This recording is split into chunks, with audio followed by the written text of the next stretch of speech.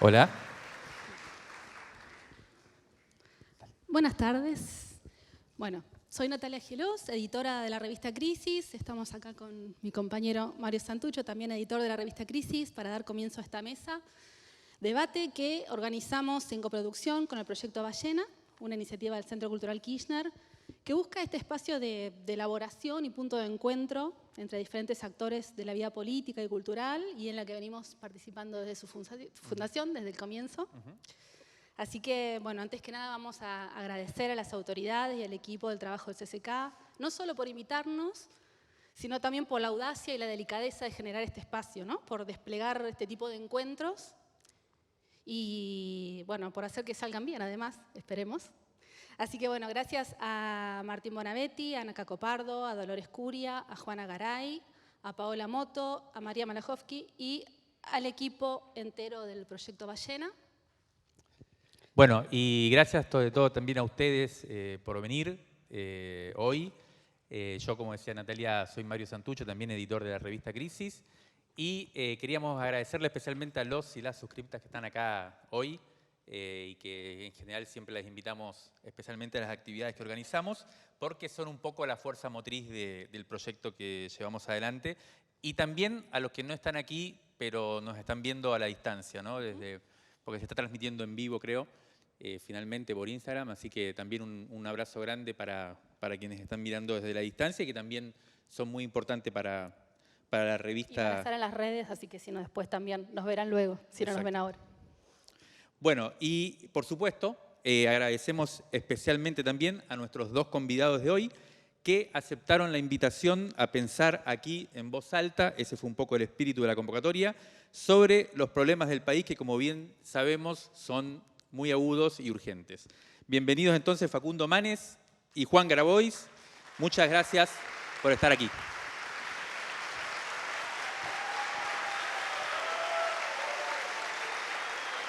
Ustedes dos ahí.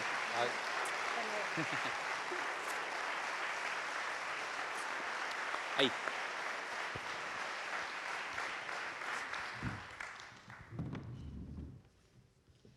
Bueno, vamos a empezar con las presentaciones de rigor. Como sabemos, Manes es precandidato a presidente por la Unión Cívica Radical, que integra la coalición opositora Juntos por el Cambio. También es actualmente diputado nacional y además es médico neurólogo y neurocientífico. A su lado, Grabois es precandidato a presidente por el Frente Patria Grande, que integra el oficialista Frente de Todos. También es un experimentado dirigente social, fundador de la Unión de Trabajadores de la Economía Popular y además es abogado y además es escritor. Antes...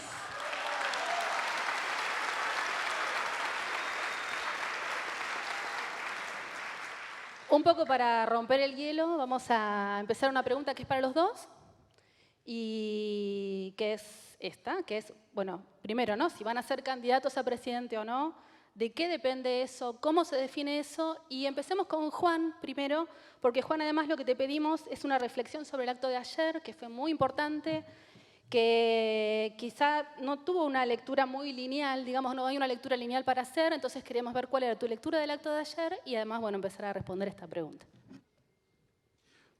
Hola. Bueno, buenas tardes a todos, a todas. Muchas gracias por estar, gracias por invitarme. Gracias, Facundo, por estar acá. Para mí es lindo debatir con él. Hemos tenido muchas charlas sobre distintas cuestiones, así que va a estar interesante. Yo tengo una lectura bastante lineal en general de las cosas. Es la famosa navaja de Occam, ¿viste? La explicación más sencilla en general suele ser la correcta y tiene que ver con la interpretación de textos que planteó Cristina y que lamentablemente es un planteo oportuno porque el informe educativo sobre interpretación de textos da que el 60% de los pibes humildes de nuestra patria y el 42% del total de los pibes no pueden interpretar textos.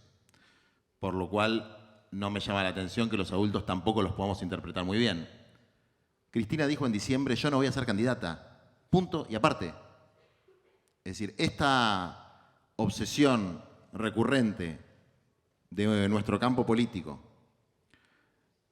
porque mami nos diga lo que tenemos que hacer, es un problema de nuestro desarrollo como generación militante, para nuestra generación. Y le pedimos que elija a ella y después si elige algo que no nos gusta nos quejamos. Entonces me parece que hay que empezar a tomar algunas decisiones y la interpelación que ella viene haciendo es a que nos hagamos cargo de las decisiones que tenemos que tomar. Así que no hago grandes interpretaciones. Interpreto, escucho y la sobreinterpretación creo que en general es un problema. En general los genios de las interpretaciones la vienen pifiando bastante, ¿no? Yo lo único que hago es escuchar. Y si alguien dice que no va a ser candidato, tiendo a creer que dice la verdad. Sobre todo si alguien que en general hace lo que dice. Te guste o no, Cristina dice A y hace A. Por lo menos desde que yo la conozco, ella dice A y hace A. Te puede gustar o no gustar, pero es de una pieza. Por lo tanto, no tengo demasiada otra interpretación que eso. Me parece que la situación es básicamente la misma que está planteada hace varios meses, que dentro del Frente de Todos hay una evaluación generalizada de que como coalición electoral fue un éxito, como proyecto de gobierno fue un fracaso y que hay que construir una nueva perspectiva, por lo menos para el corto y mediano plazo. Pero me parece que en el discurso de ayer también se plantearon algunos temas estratégicos, ¿no? Que es para el largo plazo y que me parece que es lo más importante que tenemos que debatir hoy, porque si no ponemos la meta un poquito más arriba de los pequeños intereses y de lo que va a pasar pasado mañana, no tenemos norte que guíe la acción política, que guíe la elaboración de programas, que guíe los diálogos y los debates que son necesarios, pero son necesarios en la medida que nos planteemos un norte estratégico y lo que tenemos que dirimir de alguna manera es cómo llegar a ese norte, si no son un poco frívolos. Sobre la pregunta si voy a ser candidato, yo ya también lo dije un montón de veces, no es que voy a ser, soy candidato a presidente, ya lo soy. Y no hay demasiada... nosotros planteamos algo con mucha claridad. Nuestra generación y nuestro programa político tiene que estar representado en la fórmula. Eso puede ser, y esperamos que sea dentro del Frente de Todos, y si no sucede porque se establece la candidatura única de Sergio Massa, será fuera del Frente de Todos. Y con eso hemos sido muy claros y vamos a ser consecuentes. Es decir, no vamos a priorizar una apuesta de un grupo, del grupo nuestro, del Frente Patria Grande, por sobre una estrategia colectiva, pero la estrategia colectiva no puede ser que la hegemonía de un movimiento centrado en el peronismo, cuyo corazón es el peronismo, que tiene como tradición histórica la soberanía política, la independencia económica y la justicia social, esté centrado en una figura que no representa ninguno de esos tres valores, que tiene vocación colonial, por decirlo de alguna manera, y la tiene bastante explícita, porque lo dice sin sentir ninguna vergüenza, un hombre que dice explícitamente, que marca explícitamente su vocación colonial, y que tampoco tiene demasiado apego por la justicia social, por lo tanto no tenemos demasiado que ver, salvo como aliado táctico, cosa que no nos vamos a rasgar las vestiduras por los aliados tácticos, porque si no, en la Argentina no se puede hacer política, ni en la Argentina ni en ningún lugar del mundo. Así que creo que soy claro con la respuesta, no sé, si falta profundizar en algún... O sea que, dado el escenario hoy, si son Axel o Guado candidatos a presidente, ¿vos no te presentarías? No, nos vamos a poner de Y acuerdo. la pregunta es, ¿cuándo se define eso? ¿Qué sé yo? No sé. Yo ya definí, preguntarle a Axel y a Guado. Axel no tiene que ser candidato a presidente porque tiene que garantizar el triunfo en la provincia de Buenos Aires. Es un tema de táctica política. Y además porque él no quiere.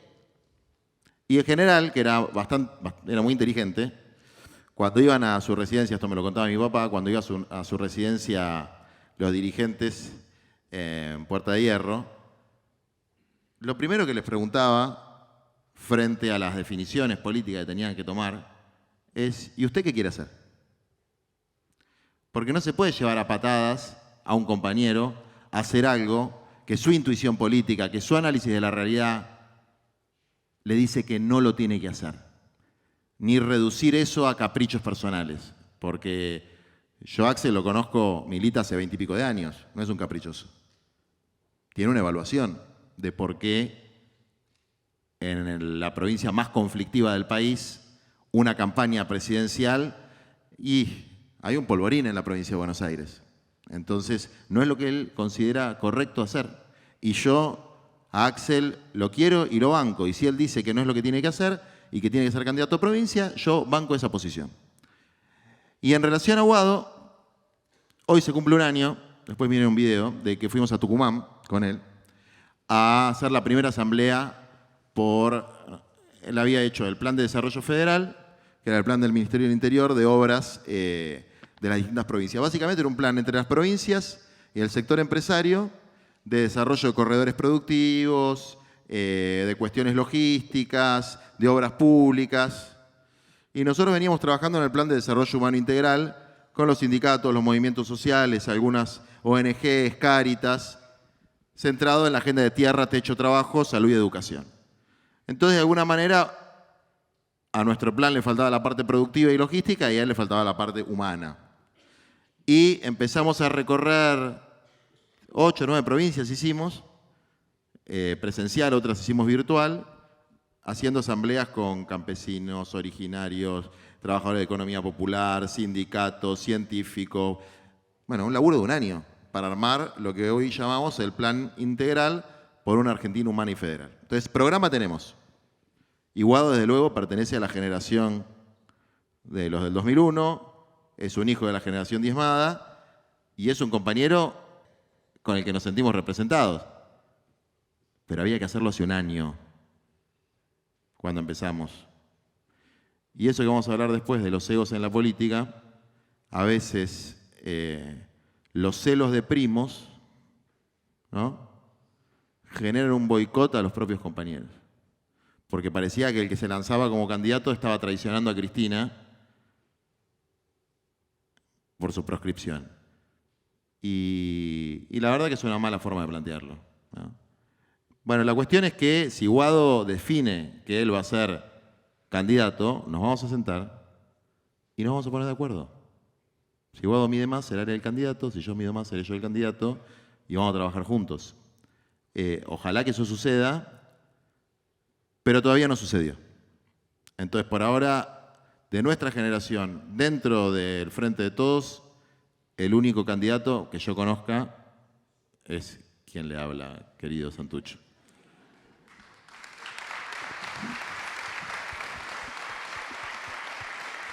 Ahora quedó más claro igual. Antes no estaba tan claro, no lo habías dicho tan claro como eso. Que ahora quedó más claro, digo, porque no estaba tan claro como eso con esas especificaciones, me parece. Cuando decías, bueno, estaba claro. No, estoy muy en contra de lo que decís. Porque te juro que vengo diciendo lo mismo posta. No que vengo diciendo lo mismo. No, bueno, pero digo con esto. O sea, es como, me da bronca, porque sí, es como, no, vengo diciendo esto. No, más o menos no, juro que vengo diciendo esto. Ok, digo, pero con esto de ponerse de acuerdo. Y dice, no, vos te presentás para negociar la lista de diputados. Flaco, no, nunca fui diputado ni senador, no quiero ser concejal de nada. Esto que decimos es básicamente lo que decimos es lo que queremos hacer. Igual acepto que por ahí mi claridad no haya sido, pero estoy convencido que lo dije siempre más o menos en el mismo tono y de la misma manera. Pero bueno, ya está, terminé. Ahí va. Facundo. Bueno, primero agradecer la invitación y la idea de este evento, de discutir, de intercambiar opiniones, miradas. Creo que la Argentina necesita desesperadamente esto. Les agradezco a ustedes también estar acá. Lo más valioso que tenemos en nuestro tiempo.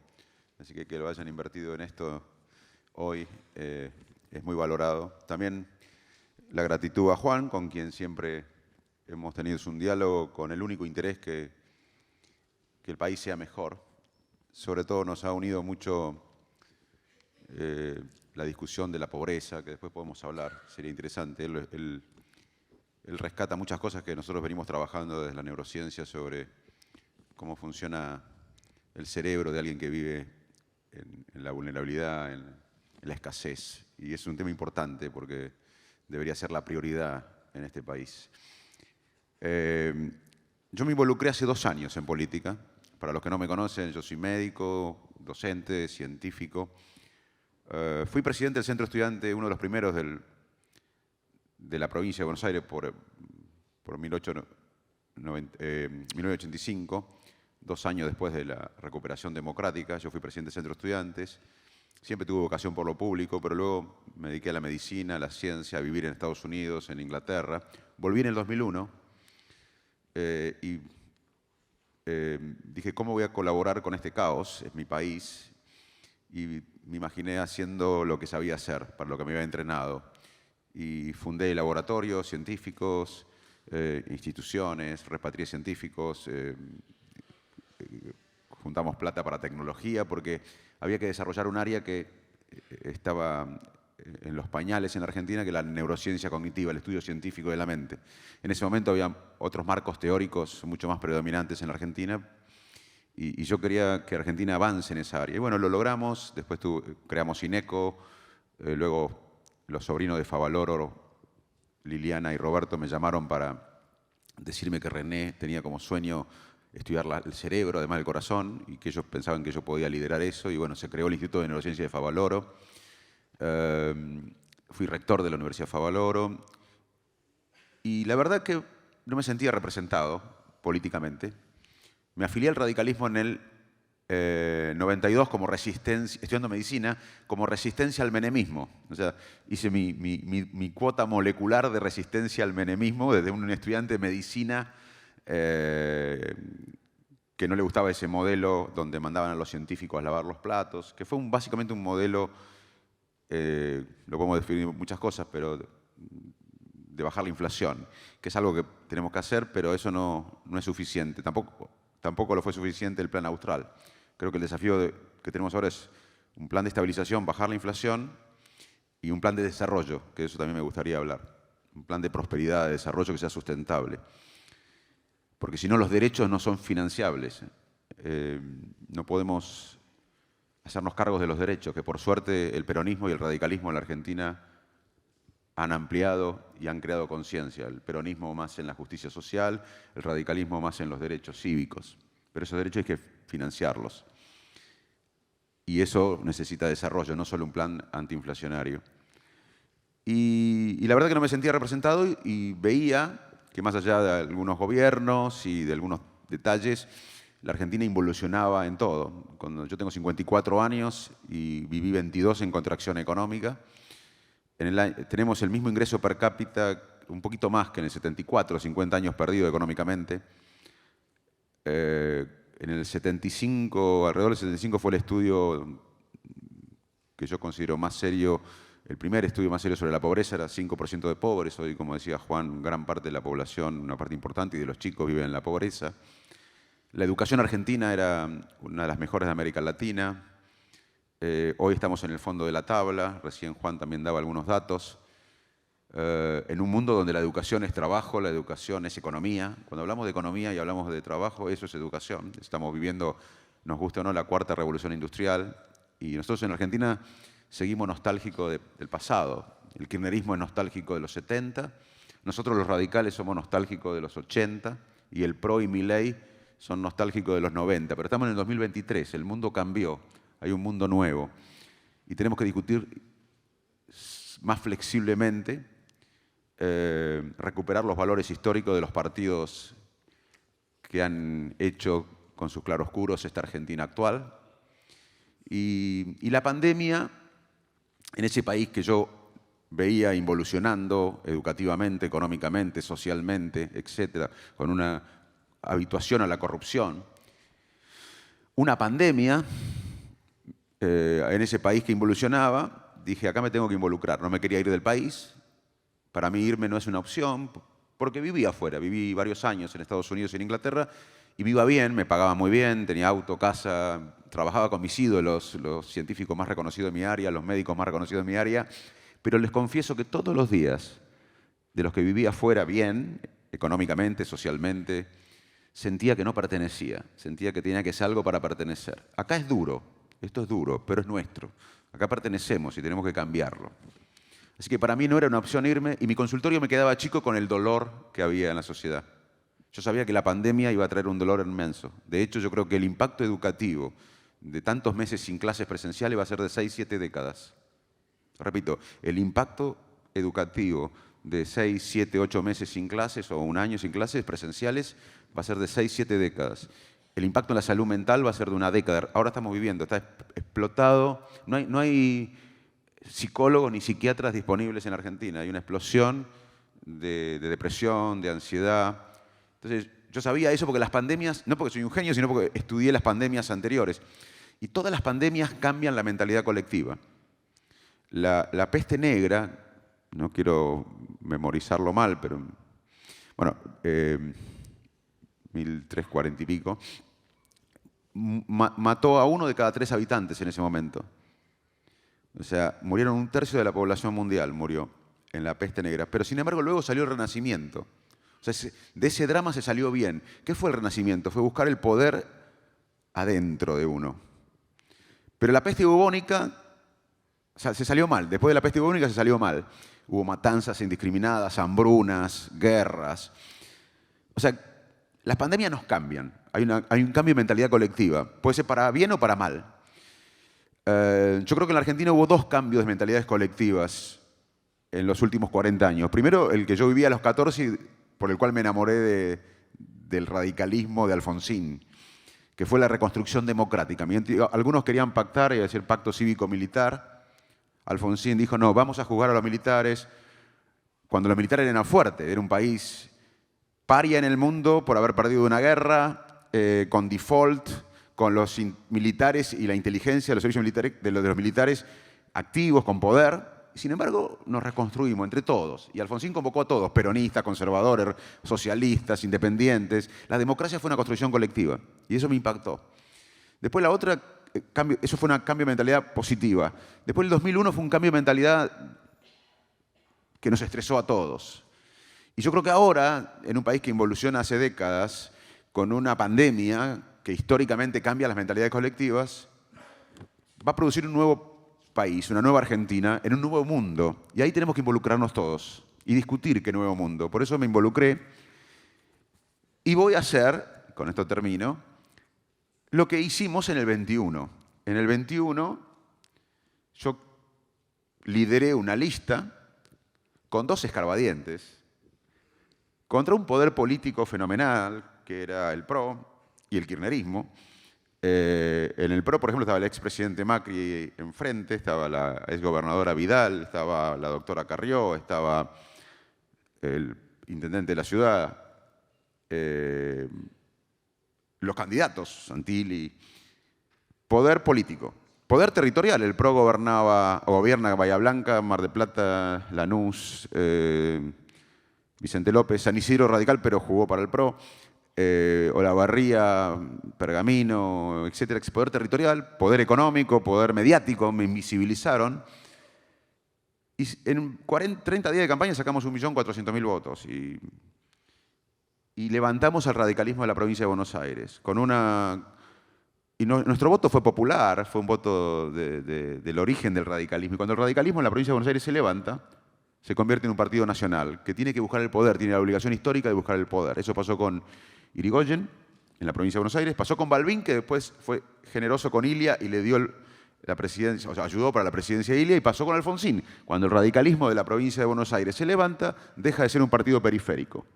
Después del 2001 el radicalismo había colapsado en Capital y en la provincia de Buenos Aires. Y nosotros levantamos el radicalismo hablándole a los jóvenes, hablándole a los sectores populares. De hecho, el 1.300.000 votos que sacamos en 20 días, los sacamos de muchos sectores populares, donde podíamos entrar y nos recibían bien, y los escuchábamos. Entonces no estoy solo en un capricho, estoy representando un espacio que me excede, donde hay peronistas, radicales, progresistas, independientes como yo que se involucraron, que quieren que la coalición opositora no sea siempre liderada por el PRO, que el radicalismo, que es un partido de origen nacional, popular, como el peronismo, tenga liderazgos que compitan por la identidad de la coalición opositora. Y además quiere que la coalición opositora no solo sea anti algo, que sea anti, que haya un acuerdo de idea de desarrollo, de estabilización y de desarrollo. Por eso estamos acá para dar la batalla. Muchas gracias.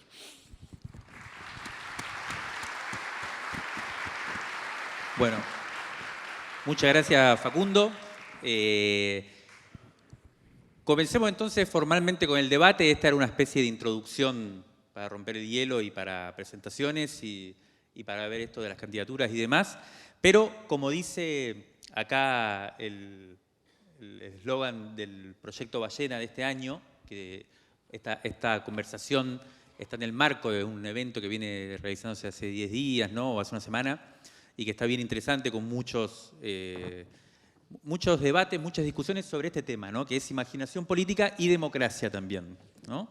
Son los ejes que... Entonces la idea va a ser tratar de meternos un poco más a fondo en algunos puntos, además de hacer estas presentaciones sobre la coyuntura y sobre las trayectorias de cada uno, ¿no?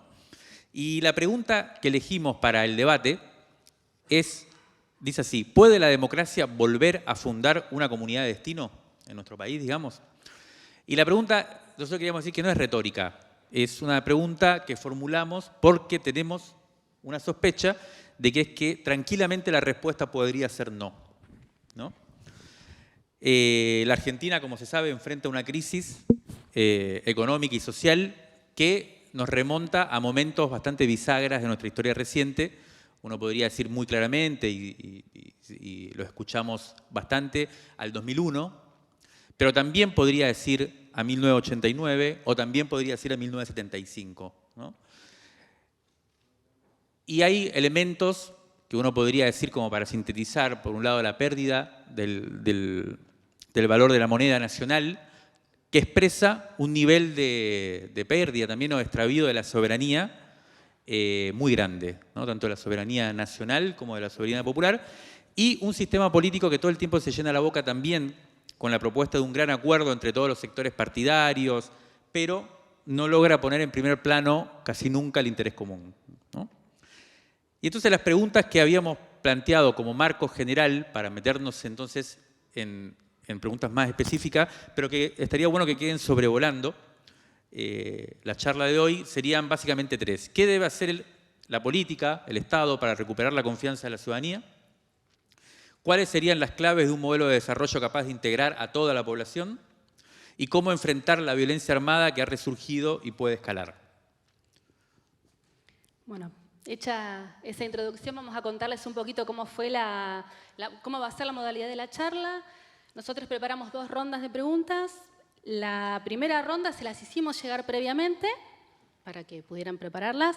La segunda no, va a ir más en sintonía con lo que surja a lo largo de la charla. Y vamos a empezar con Juan, entonces, y la primera pregunta que preparamos entonces tiene que ver con esto, y dice así que es: en tu planteo hay una importante referencia a la cuestión generacional, lo venías diciendo hace un rato, ¿no? Lo cual contiene una idea fuerza de renovación o quizá de trasvasamiento. Vos mismo te has definido como un 2001er, como también decías hace un rato, en referencia al momento en el que comenzaste a militar, también como un gesto particular que pone en el centro de los movimientos sociales y no tanto a los partidos políticos.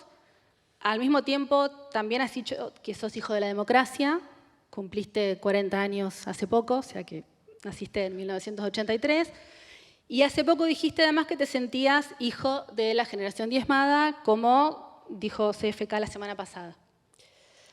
Ahora bien, tu imaginación política se despliega en el marco del peronismo y cuando te toca pensar en una Argentina por venir, apelás a la doctrina del primer Juan Domingo Perón. Ese ideario, como la mayoría de las propuestas emancipadoras del siglo XX, al menos las que podríamos denominar dentro del socialismo, le otorgan un papel clave al Estado, que como articulador de la soberanía nacional y popular. Entonces, ¿no te parece que esa hipótesis ha fracasado en el intento por construir una alternativa humanista y una sociedad mejor que el capitalismo? Y no habrá que pensar otra imagen u otra forma de crear otra institucionalidad que realmente exprese el interés común y que no termine capturándose en función de una burocracia o de una casta o, bueno, como querramos llamarle.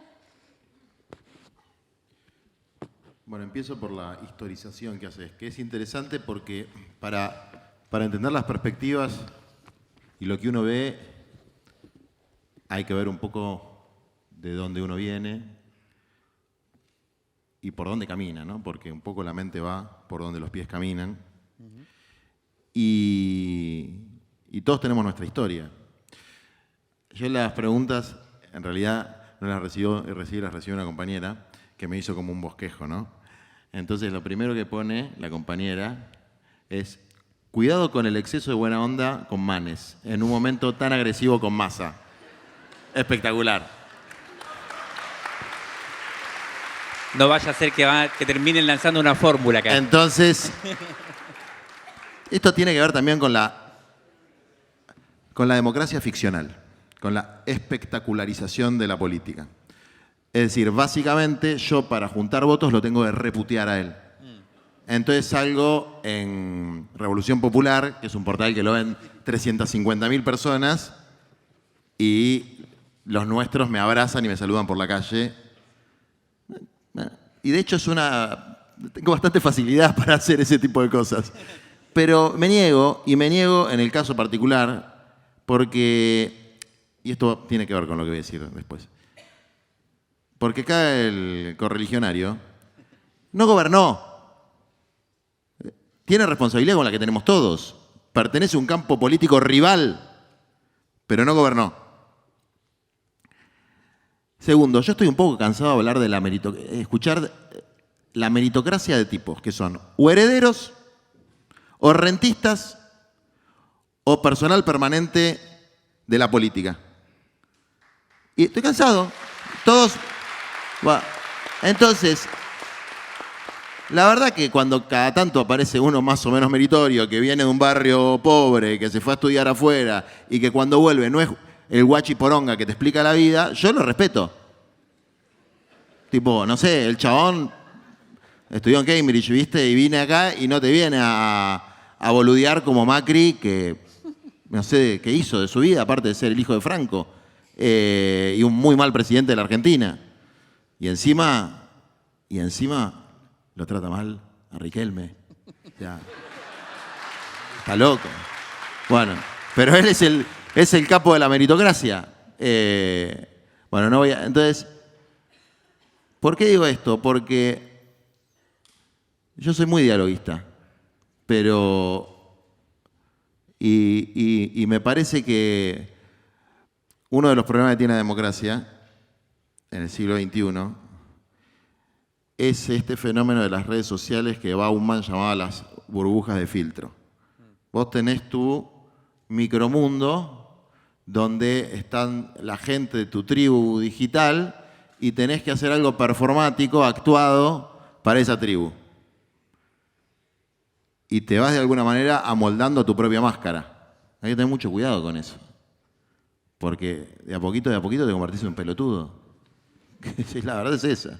Que no podés intercambiar ideas con nadie. O te someten a, cuando tratás de plantear creativamente algo, que es un poco la palabra que se usó, te someten a dos, ¿no? Tenés la horca o la guillotina. La guillotina es que si decís algo que está fuera del manual de tu propia tribu, guillotina.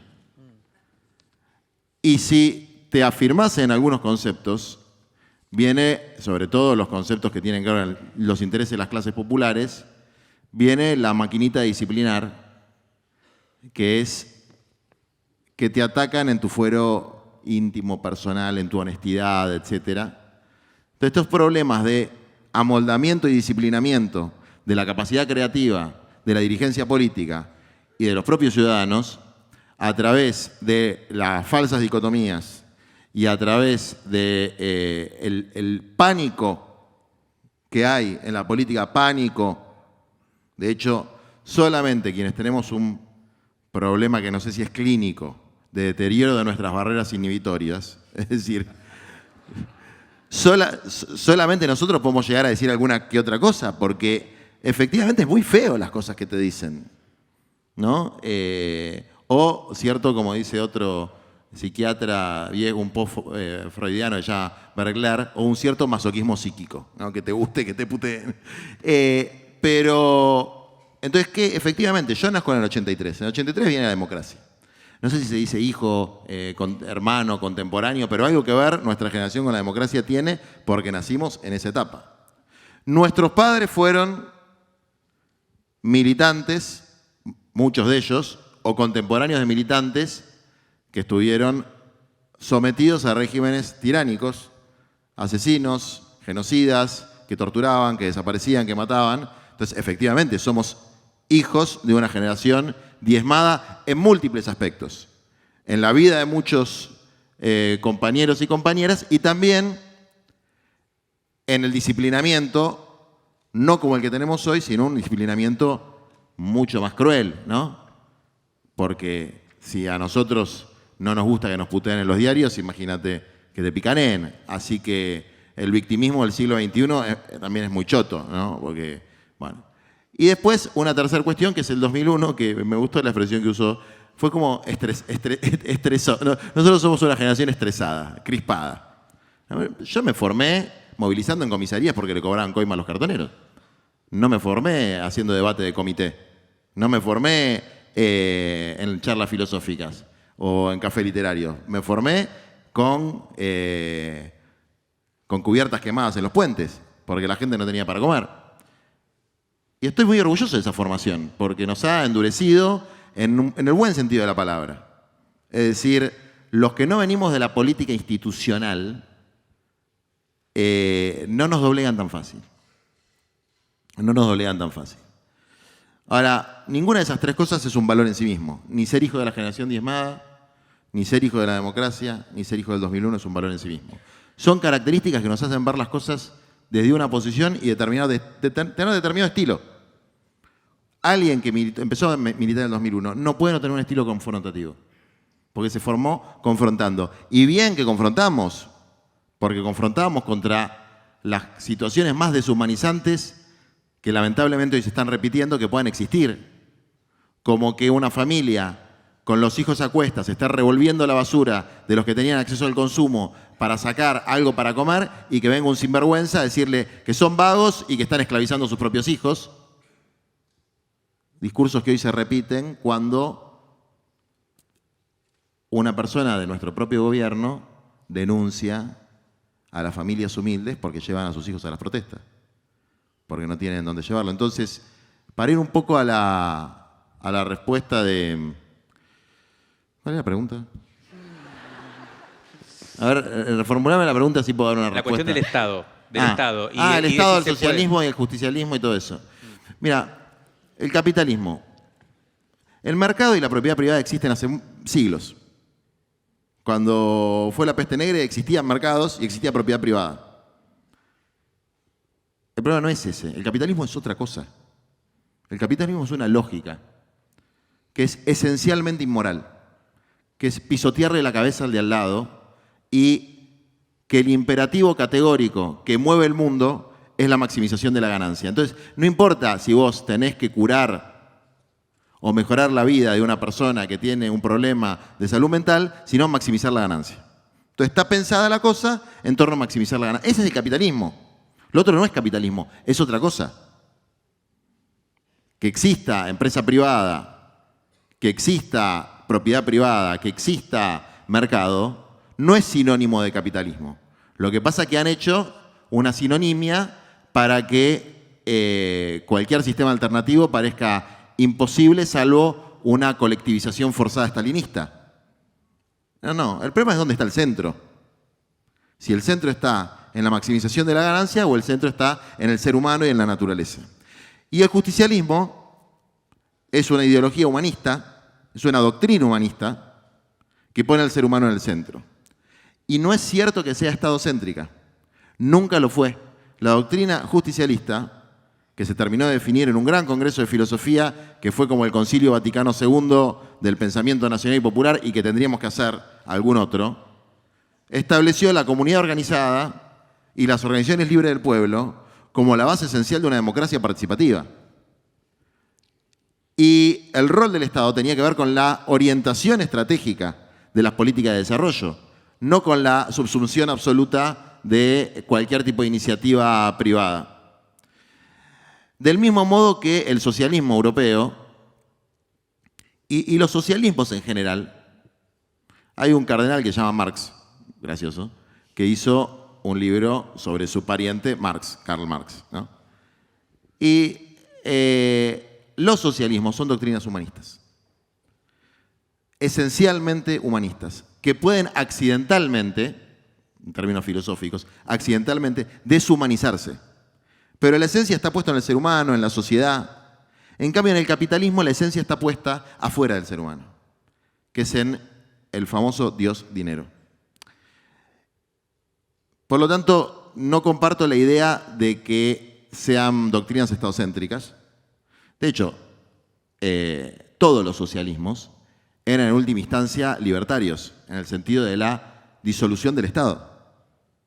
O sea, los procesos previos apuntaban a la disolución del Estado. La teoría marxista-leninista era que la dictadura del proletariado era un paso previo a la disolución del Estado.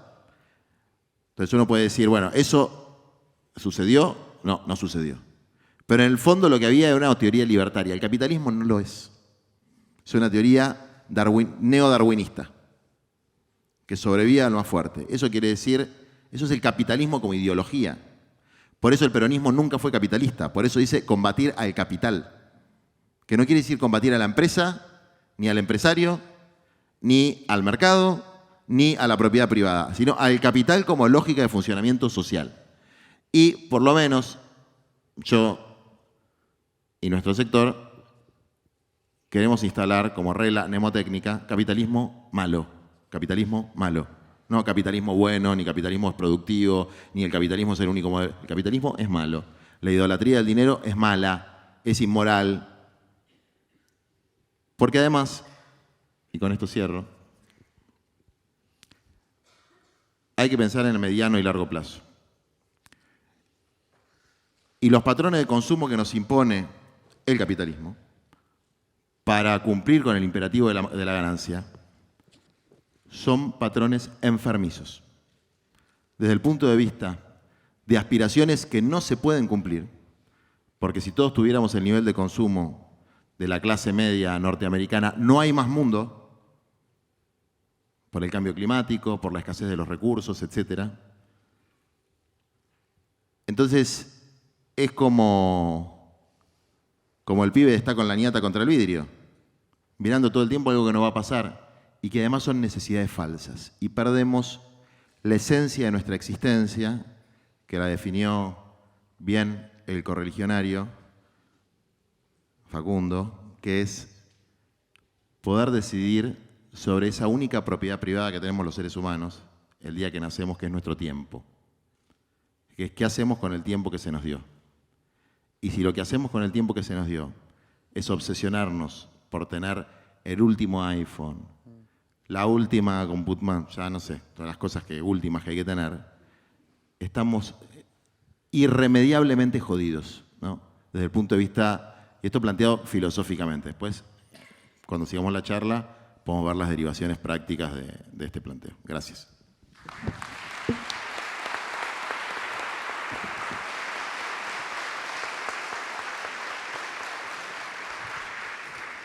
Bueno, muchas gracias, Juan. Pasamos ahora a la pregunta que teníamos preparada para Facundo y que se la mandamos antes para que la vea un poco, pero la paso a leer para que también quienes vinieron a escuchar y a participar estén al tanto. Dice así: como ya dijimos al inicio y vos también después lo resaltaste en tu primera intervención, sos un militante radical y te referenciás particularmente con el alfonsinismo, ¿no? Un movimiento político que tuvo la oportunidad de gobernar y no le fue del todo bien. Aún así, según tu perspectiva, ese momento primaveral, que fue en 1985, para poner la fecha que eligió la película, fue el último salto civilizatorio que vivimos, porque logró generar un consenso general sobre la importancia de la democracia y, aunque le faltó un modelo de desarrollo económico, que es lo que vos vendrías a proponer, consiguió instalar un piso que tiene que ver con las instituciones y la política. Ahora bien, 40 años después, nuestra sensación es que ese consenso está en riesgo y el piso podría ser perforado. Para no extendernos mucho, mencionemos solamente un hecho, que fue el intento de el intento de asesinato contra la vicepresidenta, que puso sobre la mesa la reaparición de la violencia política en el país. El trasfondo político de ese episodio, ocurrido hace 9 meses, es la emergencia de un movimiento de ultraderecha que desde entonces no ha parado de crecer y hoy, según algunos analistas y encuestadoras y demás, encabeza las encuestas. La pregunta concreta es, ¿vos considerás que esta reaparición de una especie de internacional reaccionaria, porque además es un fenómeno de índole global, es compatible con la democracia? ¿O más bien pensás que hay que trazar algunas líneas rojas, como en su momento hizo Alfonsín, precisamente con el juicio a las juntas? En definitiva, ¿ves un riesgo de regresión institucional cierta en el horizonte cercano o te parece que exageramos un poco? No. La respuesta concreta es, veo un riesgo y creo que es la lucha de nuestro tiempo, entre todos. Las diferencias que podemos tener acá son mínimas frente al riesgo del odio, del mensaje totalitario. Por eso yo digo que mi ley es un remedio vencido, porque ya probamos en la Argentina la intolerancia con las dictaduras y ya probamos la dolarización, que sería pulverizar los salarios, sería eliminar los empleos, con un tipo de dolarización que tuvimos en el 90, que fue el 1 a 1. Así que es remedio vencido, pero aparte el que llega con odio, gobierna con odio. Así que, más allá de las diferencias que podemos tener en muchos temas, nuestro principal adversario hoy es ese discurso de extrema derecha, con odio, que aparte no habla de la libertad, porque la libertad es todo lo contrario a lo que ellos dicen. Ellos dicen que defienden la libertad. Nosotros defendemos la libertad. La libertad no se hace construyendo muros. La libertad se hace como hoy, derribando muros. La libertad es colectiva. La libertad es colectiva, no es individual. Estos hablan de que el otro no existe, niegan al otro. No están en una charla como esta aceptando lo que dice el otro. Están imponiéndose o negando o insultando al otro. Así que yo veo un riesgo. Creo que el riesgo que tenemos hoy es ese, es de la intolerancia o de la posible violencia, pero quiero analizar por qué pasó esto. Yo creo que el proceso alfonsinista fue exitoso en el sentido de que hoy, 40 años más tarde, miramos para atrás y tenemos democracia. No es perfecta, es frágil, en algunos sectores de la Argentina más frágil que otros, pero tenemos democracia. Otros grupos políticos, quizás más que los valores cívicos, hablan de justicia social, pero hoy la justicia social no fue exitosa. Tenemos la mitad de los chicos pobres en la Argentina. O sea, que en cierta manera lo único exitoso realmente fue la democracia acá, porque en justicia social no fuimos exitosos. Y yo creo tampoco, no estoy fijo con el alfonsinismo del 83. Yo creo que lo que pasó hace 2 años con dar el paso en la provincia de Buenos Aires, en cierta manera lo que está haciendo Juan en su movimiento, es muy importante porque los partidos políticos o los espacios políticos no tienen el derecho divino a existir por lo que decía Perón en el 45 o Alfonsín en el 83. Los partidos políticos tienen que renovarse, tienen que incorporar gente nueva, más allá de sumarse a la gente con experiencia que está en el partido. Repito esto, los partidos políticos no tienen el derecho divino a existir si no se renuevan, si no incorporan gente nueva, si no le hablan a los jóvenes, si no hablan de los temas actuales, si no interpretan la realidad actual, si no le hablan a los sectores populares. Y eso es lo que estamos haciendo nosotros con el radicalismo. En el 21 incorporamos nuevos nombres, se sumaron a los 3 gobernadores, a los 400 intendentes, a los senadores, a los diputados, a los concejales, pero nuevos nombres en todo el país de dirigentes, le hablamos a sectores nuevos, nos constituimos en un espacio centro popular, que yo creo que la Argentina sin un gran espacio centro popular no va a poder ser gobernada ni transformada. ¿Y por qué esta derecha totalitaria con un discurso de odio está creciendo? Porque, y te lo dice un radical, En esto falló la democracia y fallamos todos. Alfonsín decía, con la democracia se come, se cura y se educa. Y no pasó eso. O sea, fuimos exitosos en tener un sistema democrático, pero no fuimos exitosos en darle prosperidad, desarrollo, crecimiento, igualdad. Lo que decía Juan recién del capitalismo. Friedman fue un economista premio Nobel, creo, que fue y es como el gurú de la derecha americana, de los Reagan, de los Bush. Y él decía que una empresa, yo tengo un emprendedurismo, pago sueldo todos los meses, nuestro ecosistema de salud y de ciencia da trabajo a cientos de personas, pero es una institución médica científica que investiga sobre enfermedades, colabora con la sociedad, forma profesionales en forma gratuita con la fundación. No tenemos una misión solamente de ganar dinero.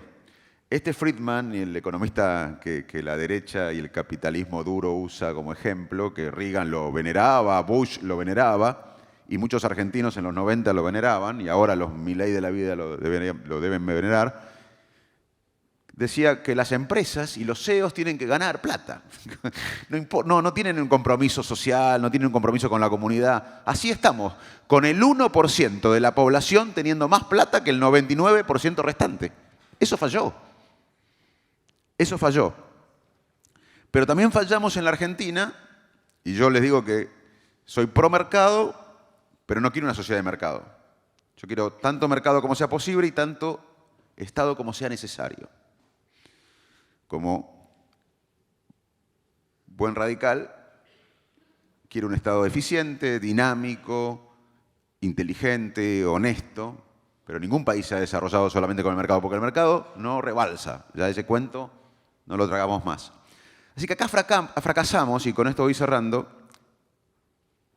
en que el sistema democrático, nos guste o no, nos dé igualdad, nos dé prosperidad, nos dé calidad de vida a la mayoría de los argentinos o a todos los argentinos. Y ahí es donde yo veo que peligra la democracia a mediano plazo. Y esa es la lucha que tenemos que tener. Sin desarrollo, antes pensábamos, o Alfonsín pensaba, y yo era uno de los que compraba el discurso, es con la democracia se prospera, con la democracia se come, se cura y se educa. No pasó eso. Yo estoy convencido, y estamos convencidos en nuestro espacio, que sin desarrollo no va a haber democracia. O sea, sin prosperidad, sin igualdad, sin nutrición infantil, sin educación de calidad, sin salud, sin cuidar el capital humano, el ser humano, y sin invertir en educación, en ciencia y tecnología para generar valor y prosperidad, va a peligrar la democracia, porque los chicos de clase media o media alta tienen la fantasía o se quieren ir del país o algunos se fueron. Pero los chicos de sectores vulnerables se están yendo del sistema. Los chicos de los sectores más vulnerables no creen en el sistema y tienen razón. ¿Qué les dio el sistema? No le dio nada al sistema, le dio pobreza, desigualdad, falta de ejemplos. Entonces yo creo que hoy es como un planiferio invertido, citando el libro de Gershunov. Sin desarrollo no hay democracia. En el 83 pensábamos que con la democracia nos íbamos a desarrollar. Hoy creo que si no encaramos el desarrollo, vamos a hacer peligrar nuestra democracia. Y van a aparecer con mayor intensidad este discurso de derecha, de odio, y ese es nuestro adversario, más allá de las diferencias que podamos tener. Muchas gracias.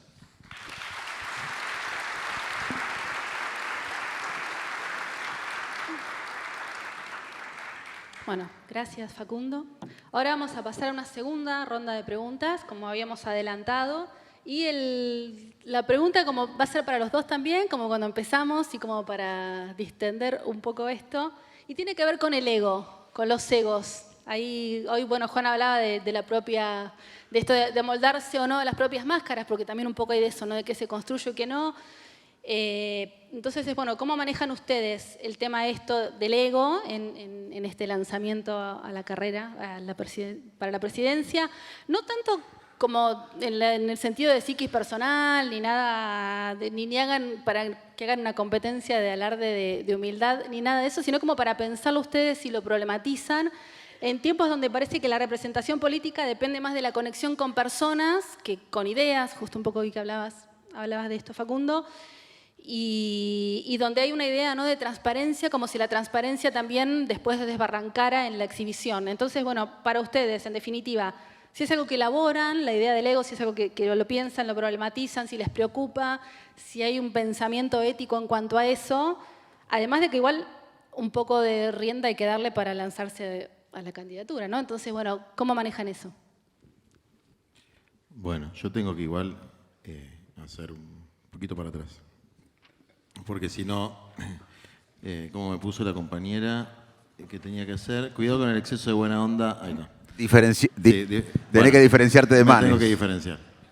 Desde luego, yo era muy chiquito cuando estaba Alfonsín. Me parece que terminamos con un par de saqueos nada más y con una hiper. Pero sí me acuerdo muy bien cuando estaba de la Rúa. Y después de la Rúa, y yo les digo que entre el 2003 y el 2015... Pero yo creo que el peronismo ya aprendió que en la oposición no se tiene que desestabilizar el gobierno. Vos decís que porque desestabilizamos a De la Rúa.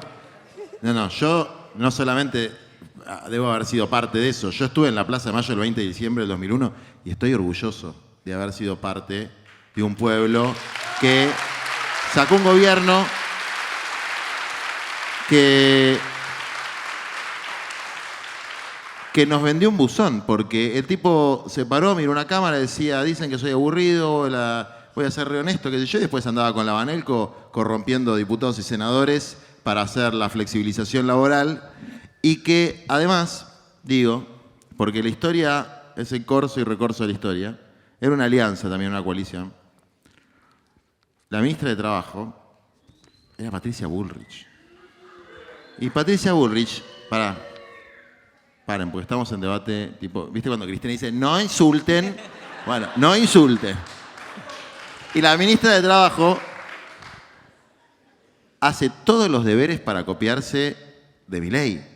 Y encima le queda feo porque más casta que Patricia Bullrich no puede ser. O sea, pasó de montonera a ultramacrista con muchas escalas, porque no fue directo. Y después de ese proceso, que fue de alguna manera romper el espejismo neoliberal, porque era del ahorrismo cabalismo. Que era Pero para el gobierno neoliberal de un gobierno peronista, ¿el menemismo fue peronista o no? Sí. ¿Y vos, vos trabajaste ahí o tu familia o no estuviste en el menemismo? ¿Pero qué tiene que ver mi familia? Bueno, porque yo tenía... Porque el menemismo fue todo lo que estás criticando. Yo tenía 18 años en el 2001. Yo tengo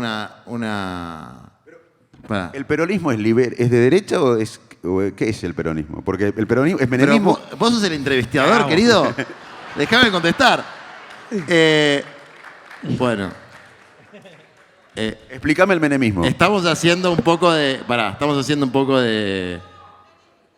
¿cómo se dice? Canal Volver, ¿viste? Sí. Bueno, y estamos haciendo una reivindicación de los partidos tradicionales. Empezaste vos, empezaste vos. No, porque quiero decir, no grite, señora. Porque quiero decir que, aunque hay muchas cosas feas, no todo es lo mismo. No es lo mismo Alfonsín que De la Rúa. ¿Estamos de acuerdo? Yo no soy un súper alfonsinista, pero no es lo mismo Alfonsín que De la Rúa. Y no es lo mismo el menemismo que los gobiernos de Néstor y Cristina. Entonces, hay que ser... ¿Y por qué? Porque hay que ver dónde empezó uno y dónde terminó. Alfonsín empezó con un gobierno con la transición democrática, jugando a los milicos, y terminó entregando el mando de una manera conflictiva, pero democrática, ¿no? Bueno, no grite, señora. Y me desconcentra.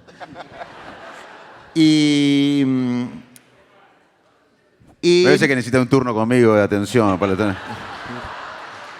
Terminamos en el consultorio hoy. Y Néstor y Cristina agarraron un país y dejaron otro país mucho mejor que el que agarraron. Es un dato objetivo de la realidad. No se puede negar. Agarraron un país duplicando el PBI, pasando para la mitad de la deuda externa y con los mejores indicadores sociales de América Latina. por lo menos en términos de salario.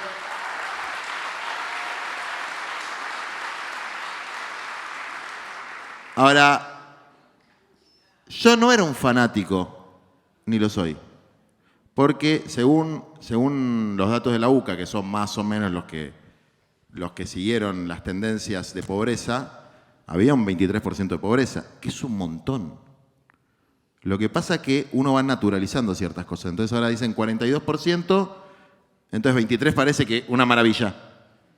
No, 23 era un montón, era un escándalo. Me acuerdo, hablamos del escándalo de la pobreza. Cuando hacíamos las misas con la pastoral social, el escándalo de la pobreza, 23%. Y era un escándalo, efectivamente. Bueno, ¿qué es lo que hay ahora, no? Entonces, ahora aún así, agarró el gobierno con 60% de pobreza. Entonces, yo creo que hay que reconocer con objetividad científica los méritos y deméritos de cada gobierno. Más allá de las chicanas que a todos nos encantan, que son divertidísimas, que el que dice que no las hace es un mentiroso, porque si no, no tiene gracia, estaríamos aburridos, si solamente fueran estadísticas. Pero hay que tener, para hacer un buen diagnóstico, instrumentos precisos.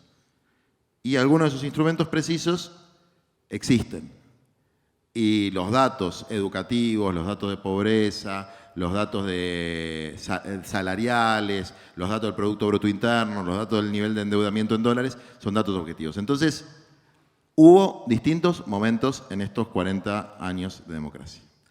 Y yo creo que los gobiernos, más allá de la crispación política, más allá de los episodios de confrontación, que los momentos más felices que vivió nuestro pueblo en los años de democracia fue durante los gobiernos de Néstor y Cristina. Eso es lo que pienso yo.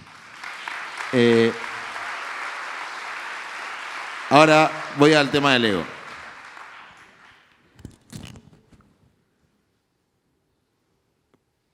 Para mí es algo muy personal porque tiene que ver con mis creencias religiosas.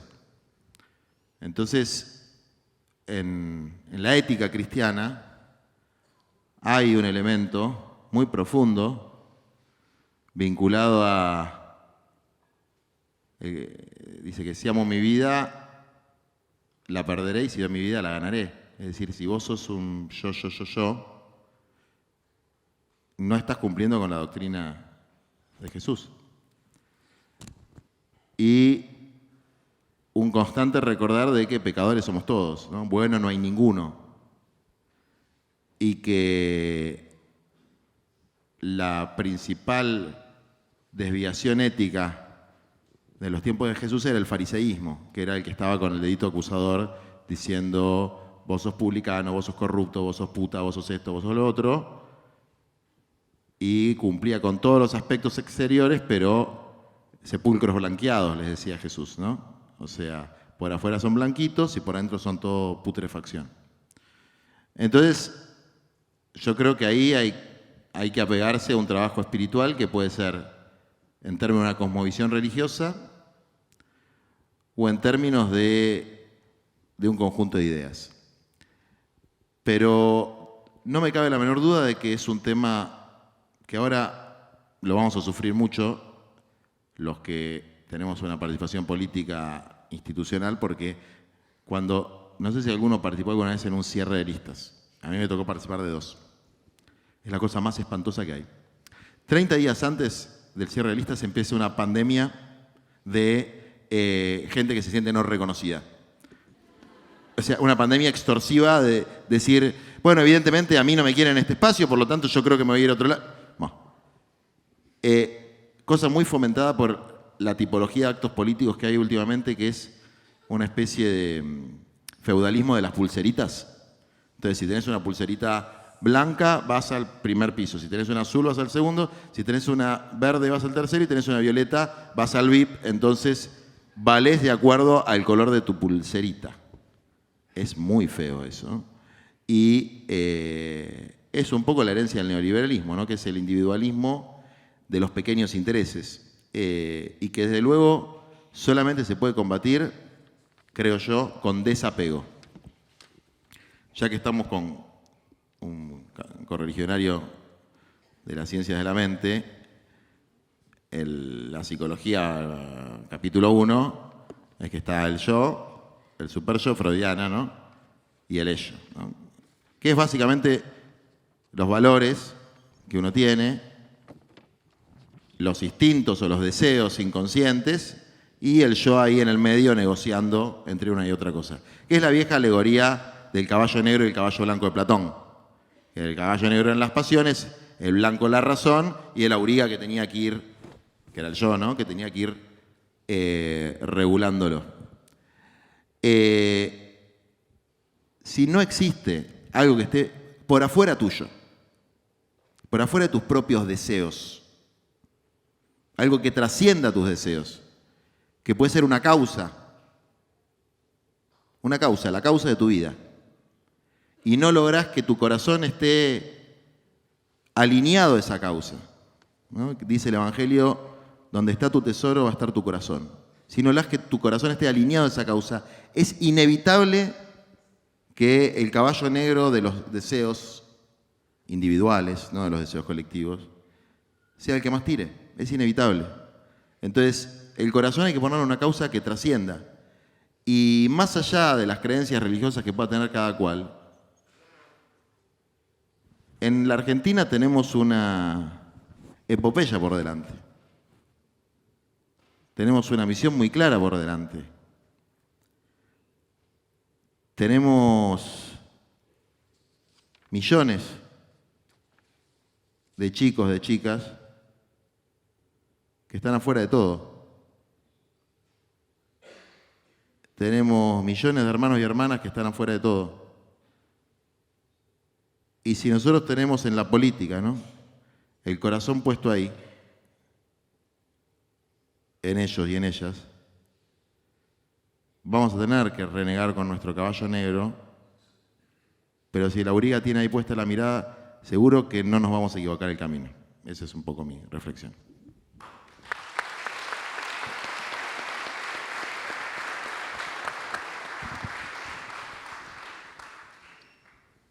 Bueno, primero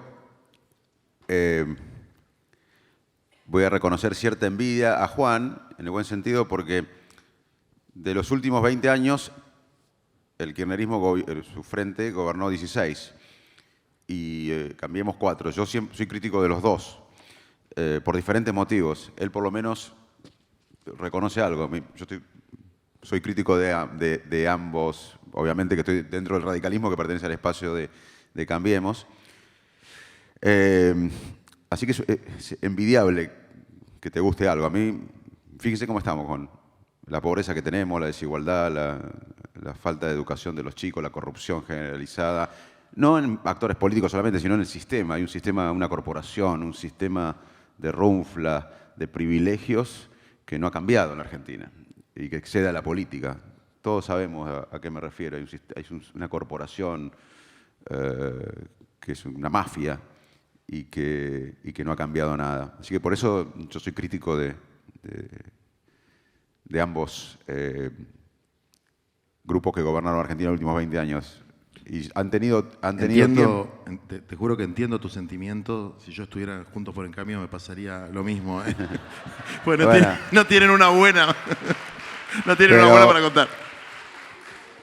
Yo no te chicaneo con los bolsos de López ni con la corrupción kirchnerista. Vos no me chicaneés, porque sos una persona honesta y yo soy una persona honesta. Miren, a mí cuando siempre me pedían que ingrese a la política, porque cuando volví recorrí el país explicando que la ciencia de la mente en el mundo había avanzado y que si uno tenía ansiedad no era porque te miraba mal tu madre en la infancia, sino que era un problema científico, biológico, y se llenaban los estadios.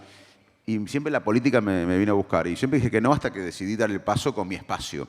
Y me habrán investigado todo. Y lo único que encontraron es que tengo autoestima alta.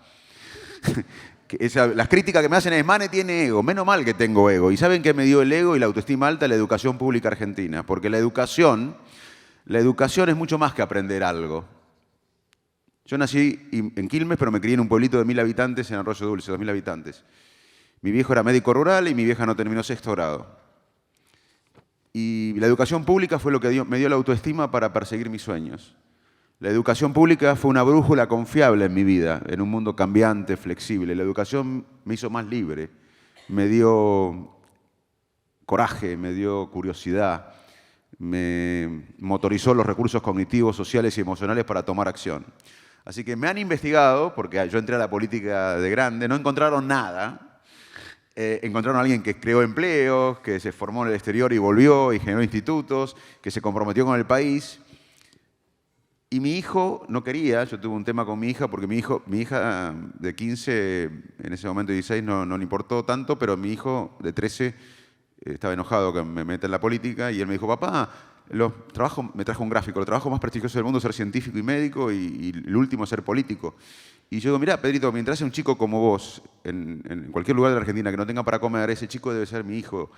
Si hay una persona como tu abuela que no tiene, en Jujuy o en Formosa o en Neuquén no tiene para comprar la medicación, esa persona debe ser nuestra abuela o tu abuela. Y si hay una persona adulta que no tiene trabajo en Neuquén, debe ser nuestra hermana o hermano.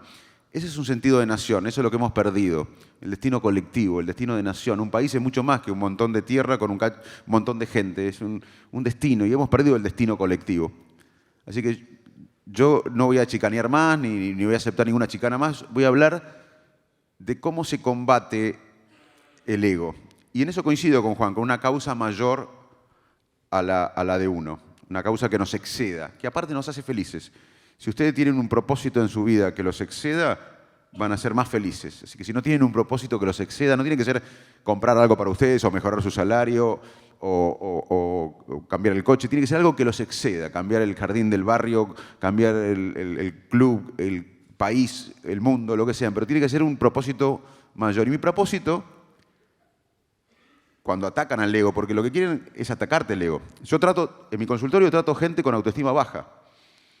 La gente depresiva, que hay mucha depresiva en la Argentina y en el mundo, yo la trato, ayudo a que tengan autoestima. O sea, que tener autoestima no es malo. El tema es tener autoestima solamente para lo egocéntrico, para lo personal, no para lo colectivo. ¿Y cuál es ese propósito que yo encontré? Que además es un antídoto para las críticas. Porque te pueden decir de todo en las redes, los trolls. Yo no tengo trolls, mi espacio no tiene trolls, pero todo el mundo tiene trolls. Y te dicen de todo. ¿Y cuál es el antídoto? Que un poco lo explicaba Juan, el masoquismo que te puteen todo el día. Yo lo encuentro en que tengo un propósito, que es que la Argentina encare el desarrollo.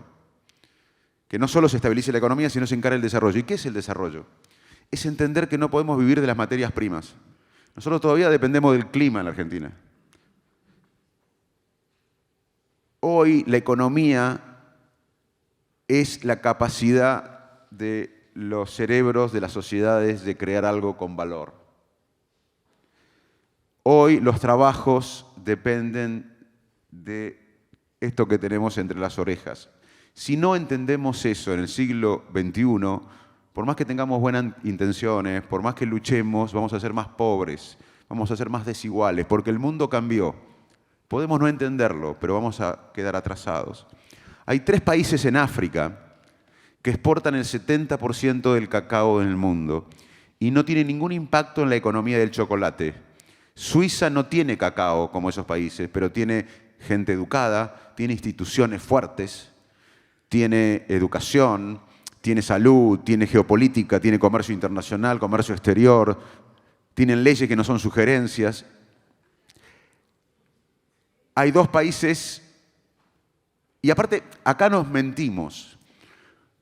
Porque de chiquito, ustedes habrán escuchado, nos dicen que somos un país en vías de desarrollo. Es mentira, somos un país en vías de desarrollo, de involución. Todas las variables indican que no estamos en vías de desarrollo, estamos en vías de desarrollo. Y otra mentira que asumimos es que somos un país rico en recursos naturales. No es así. Per cápita somos el país 40 y pico. Recursos naturales per cápita somos el país 40 y pico. Y aunque fuéramos número 1 en recursos naturales, hoy la economía no depende de los recursos naturales. ¿Y qué es el desarrollo? Es entender que hay que estabilizar la economía, y eso tiene que ser un consenso político, que este gobierno no lo tiene, por eso no estabiliza la economía, no lo tiene internamente, se pelean y además no pueden convocar a la oposición. El próximo gobierno va a tener que convocar a un contrato social, porque si no, no va a poder estabilizar la economía. Pero además, eso ya pasó con el austral en la época radical, pasó con la convertibilidad en la época peronista, pero no alcanza. Y Néstor Kirchner, primero que agarró una economía de un pacto del peronismo y del radicalismo, de Alfonsín y Duhalde, nos guste o no, que ya agarró la economía levantando, asintomática pero creciendo. Y segundo, que hubo un plan Marshall de las commodities. Acá el kirchnerismo no inventó Google, dependió de los yuyitos, de los granitos. Entonces, y despilfarramos esa guita, porque hubo un plan Marshall en commodities en el 2003. Y fíjense cómo estamos ahora. Entonces tenemos que ser humildes todos. Todos fracasamos en la Argentina. Fracasó el radicalismo, fracasó el peronismo, fracasó la derecha. Bajemos un poquito el ego, seamos más humildes y tenemos que entender que hoy 46 millones de argentinos no pueden vivir de materias primas. Ejemplo, el campo hizo una gran revolución científica, tecnológica, genética en las últimas décadas. Y hoy exporta mucho más de lo que hubiese exportado sin esa revolución tecnológica científica. Y el campo es un ejemplo de vanguardia internacional. Argentina está en la vanguardia internacional en el campo. Pero fíjense cómo el campo todavía exporta materias primas, el maíz. El 70% del maíz en la Argentina se exporta en forma de grano. ¿Sabe cuánto exporta Brasil, que es nuestra competencia en forma de grano? 30, porque le agrega valor. No quiere exportar grano, quiere exportar valor del maíz. ¿Cuánto Estados Unidos en forma de grano? 20%. Nosotros 70% de granos. Ahora, Argentina, si la política resuelve algo, si nos ponemos de acuerdo en algo, por lo menos en que tenemos que desarrollarnos, que no podemos vivir de materias primas ni de veranitos de las commodities, Argentina tiene una década espectacular. Nosotros en 8 años podemos tener el doble de riqueza. Argentina hoy exporta 90.000 millones de dólares. Nosotros en 8 años, sea quien, más allá de la política, Argentina puede exportar el doble, 180.000 millones de dólares. ¿Cómo? Con una minería sustentable. Tenemos la misma cordillera que Chile y Chile exporta 20 veces más. Tenemos una cordillera más grande que Perú y exportamos mucho menos que Perú. Y sobre todo de minerales que son claves para la transición energética, como el cobre y el litio, que son claves para la decarbonización del mundo, para la transición energética. Con el agro, que todavía puede crecer más si le agregamos valor agregado a los granos que exportamos con riego, con biotecnología, con riego artificial masivo, con biotecnología. La energía, Vaca Muerta en 4 años podría darnos un complejo sojero de exportación, el equivalente a un complejo sojero. El turismo, la industria del conocimiento, la industria de la salud, la pesca sustentable, seríamos el doble de ricos. Pero ¿saben qué? Si en la década que viene, como la que tuvimos en el 2003, en el inicial del kirchnerismo, con materias primas que nos den un envión, si no realmente invertimos en la nutrición infantil, en que todos los chicos coman y coman bien, algo que él trabaja mucho y lo reconozco, muchísimo, siempre se lo reconozco, en la educación, en la salud, que es el capital humano, la nutrición, salud y educación, y mucho más en ciencia, tecnología y una vinculación estratégica con el sector productivo, con el valor. Ahí está la riqueza de los países, generan valor, los países generan valor, las universidades, el CONICET, y lo vincula con el sector productivo para generar valor. No le podemos pedir a un empresario, a un emprendedor que sea científico, ni a un científico que sea emprendedor. El mundo desarrollado tiene instituciones masivas que vinculan el conocimiento que genera un país con el sector productivo. Y nosotros no podríamos vamos a tomar modelos de desarrollo. Vamos a hablar concretamente. ¿Cómo podría imitar Argentina el desarrollo de un país? No podríamos ser Australia, porque Australia tiene 4 veces más recursos naturales per cápita que nosotros. Y además tiene muchas. En el 69, 54 años atrás, se invertía en ciencia, en tecnología, en investigadores por millón de habitantes para extraer la materia prima y para agregarle valor. No podríamos ser Israel, porque Israel fue una geopolítica americana en el medio de Medio Oriente. En la caída del muro de Berlín trajo más de 1 millón de rusos matemáticos, físicos, con capital educativo fenomenal. Y hoy invierte 4% del PBI en I+D, en investigación y desarrollo. Nosotros 0.3, lo mismo que Gabón y Senegal. Y queremos ser desarrollados. Corea del Sur tampoco. Hubo una dictadura, no queremos ser como Corea del Sur. Un enclave americano geopolítico al sur de Chile. Pero Corea del Sur, en la década del 50, tenía el ingreso per cápita igual que Ghana. En la década del 50, Corea del Sur tenía todos barrios vulnerables. Si ven fotos de la década del 50, de Corea del Sur es todo barrios vulnerables. Y la gente analfabeta en la década del 50. Hoy es una economía tecnológica más importante del mundo. Invierte 4% del PBI en I+D y tiene una revolución educativa, científica y tecnológica. Pero no podríamos ser eso. No podríamos ser Alemania, Italia, Inglaterra, Estados Unidos, Francia, porque en 1895, cuando este país tuvo otra plan Marshall de commodity, porque vendíamos vaca y cuero, los que nos compraban la vaca y el cuero en 1895, donde Argentina tiene un ingreso per cápita alto, y Alemania, Inglaterra, que eran pobres, invertían en física cuántica, en toda la tecnología que cambió el mundo. Y nosotros hacíamos no nosotros, pero la aristocracia argentina, en vez de invertir en educación, en ciencia, invertían en castillos en París. Entonces, tenemos que entender que gobierne quien gobierne, vienen 8 o 10 años prósperos para Argentina, de materias primas, de commodities, de yuyitos. Pero tenemos que entender que eso puede ser una trampa, como fue en 1895 o fue en 2003, si no hacemos una revolución educativa, científica y tecnológica. Y ese es el paradigma por el que yo quiero estar en esta batalla. Y mientras haya uno que sea rival en las elecciones, pero que quiera esto, va a ser mi compatriota en la lucha por esto. Como nos unieron a los peronistas, a los radicales, a los conservadores, a los socialistas en el 83, el paradigma democrático, hoy el paradigma del desarrollo nos tiene que unir a los movimientos sociales, a los radicales, a los liberales, a los peronistas. Y cada uno le dará la matiz que quiera a su gobierno, pero tenemos que entender que los países tienen planes estratégicos. Y si yo les pregunto a cada uno de ustedes cuáles, que son gente informada, gente interesada en la política, si no, no estarían acá, ¿cuál es el proyecto estratégico de Argentina? Nadie lo sabe. Justamente porque hubo proyectos ególatras, hubo proyectos narcisistas. No, déjenlo terminar, Dale. Hubo proyectos narcisistas y ególatras. Lo que necesitamos es proyecto de país. ¿Me toca a mí? Bueno, ¿hacemos la última pregunta? No, quiero decir algo. Bueno, entonces vamos a cerrar. Teníamos preguntas muy interesantes preparadas, pero son largueros. Para. Así que... Ahí me viene el bife. No, te voy a sorprender. A ver, La asesora le escribió y dice, pegale a Manes. bueno, vamos a volver a la teoría, al exceso de buena onda. A ver, hay discusiones que son estériles. No nos vamos a poner de acuerdo sobre la valoración del gobierno de Cristina. Cuando no te vas a poner de acuerdo en algo, ya está, ponerlo entre paréntesis y no lo discutas más, porque te peleas. Y eso no es fructífero. Yo tengo una valoración, el correligionario tiene otra. En la medida que estemos todos de acuerdo en que nadie tiene que meterle un tiro ni a Macri, ni a Cristina, ni perseguirlos, esas valoraciones históricas dentro de años van a ser debatibles, tan debatibles como qué significó el peronismo, qué significó el irigoyenismo, qué responsabilidad tuvo cada uno en las tragedias y los dramas de la Argentina.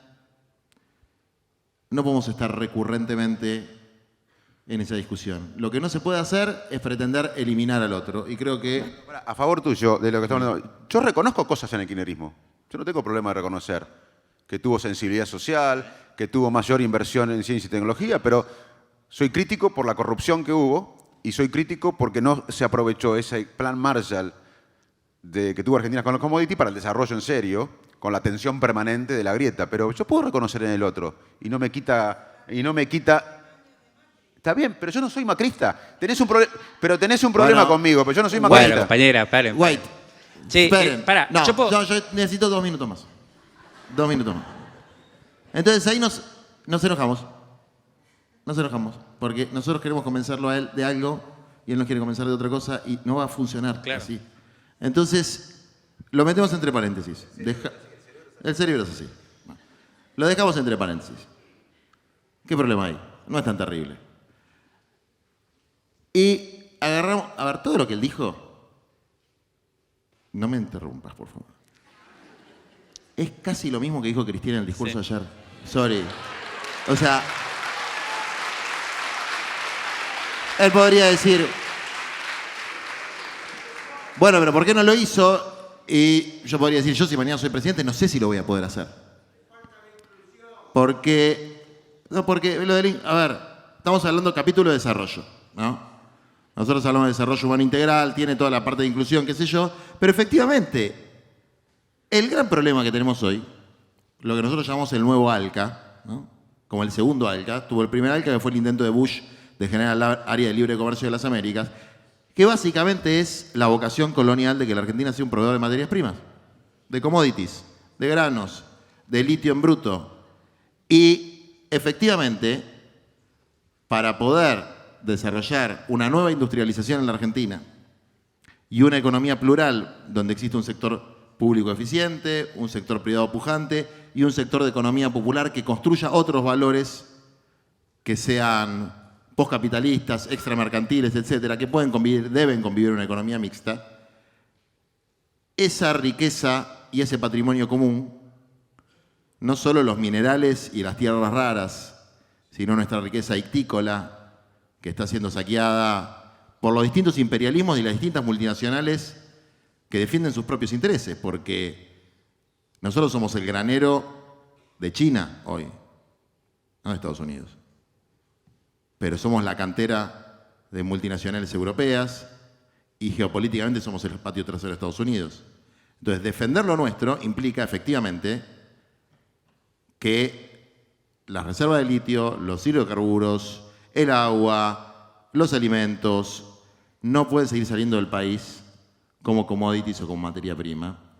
Y que el otro gran recurso natural, efectivamente, son los 45 millones de cerebros, ya no sé cuántos son, que tenemos en el país. Sí, dale. ¿Puedo decir algo ahí para hacer una última pregunta y cerrar porque ya se nos están acabando el tiempo? O sea, es un poco, trato de formular la misma para los dos. Y que tiene que ver con poner también entre paréntesis un poquito el discurso más de campaña, que está muy bien y que está muy bien que logren acuerdos y que podamos pensar los problemas fundamentales, pero también creo que hay algún punto que tiene que ver con por qué estamos así, por qué también es tan difícil de pensar esa trascendencia de la que se habla, ¿no? Me parece que es un poco en el que estamos. Y yo ahí te habíamos preparado, Facundo, una pregunta para que te la resumo, y también a Juan, que tiene que ver con si no hay que cuestionar de alguna manera algunos principios también esenciales del tipo de discurso que está primando en la política. Por ejemplo, te digo, cierta conciencia progresista, ¿no?, de que el futuro es luminoso y que si nos ponemos todos de acuerdo y si trazamos un objetivo común y vamos hacia ahí, bueno, una de las cosas que circula con mucha fuerza últimamente y que lo estamos palpando es que los pibes están desafectados de eso, la juventud está desafectada de ese tipo de discurso a la gesta, que es un tipo de discurso a la gesta que me parece que tiene un formato muy siglo XX. Y nosotros venimos de una pandemia en la cual la mente colectiva, y acá ya saliendo un poco del ego y pasando más a la subjetividad colectiva, la mente colectiva, digamos, está, muchas veces se dice, rota, ¿no? Y esa trama común de afectos, ese malestar que se dice que tiene tanta fuerza hoy, ¿cómo se hace para enamorarlo o para convocarlo con esos discursos al desarrollo, ¿no? Por un lado. Y por otro lado, y acá introduzco algo que también va a ser para Juan, que tiene que ver con la emergencia muy fuerte que queríamos traer a la mesa, porque me parece que está fuera un poco de la discusión hoy del ambientalismo como elemento crítico muy fuerte, también de todos estos discursos que llaman al desarrollo, ¿no? Y entonces venimos de una pandemia en donde salimos con una mente colectiva rota y la verdad es que el ambientalismo pone en juego un poco lo que decía Juan antes, de que el futuro quizás es mucho más posible que sea oscuro que luminoso, ¿no? Mucho más posible que la catástrofe sea casi inevitable a que tengamos ese progreso, ¿no? Y acá está toda esta idea del progresista de la historia que viene del siglo XX y que hoy tendríamos que tratar de poner en cuestión. Entonces, para vos, con el tema de la mente colectiva, ¿cómo pensás este tema hoy? Efectivamente, si sentís que hay una conexión con esta, sobre todo con esta juventud, o es un discurso más tradicional, si se quiere, de los partidos. Y para Juan, lo mismo, pero con la idea de desarrollo, ¿no? Que está tan en el centro del peronismo y tan en el centro de, bueno, las ideas de cómo salir, incluso con justicia social. Siempre primero hay que desarrollarse para después pensar la justicia social, ¿no? Es un poco el enunciado que prima. Varios puntos de tus reflexiones. Primero, que a mí me parece que es cierto que este destino colectivo está afectado, esta capacidad de penetrar en un destino colectivo por porque hay una ruptura entre los privilegiados y la mayoría de los ciudadanos que no tenemos privilegios. Hay en todo el mundo, ¿no? Estábamos hablando, pero acá en Argentina, nos preocupa la Argentina. Yo creo que el gran problema es que mucha gente, la mayoría, nos sentimos fuera de los privilegiados y hay una ruptura. Entonces no importa que me diga alguien que está con privilegios y hay una ruptura de confianza. Y ahí está, creo que el rol de cualquier líder, mujer o varón, o lo que sea, es transformar esta resignación, este pesimismo en esperanza.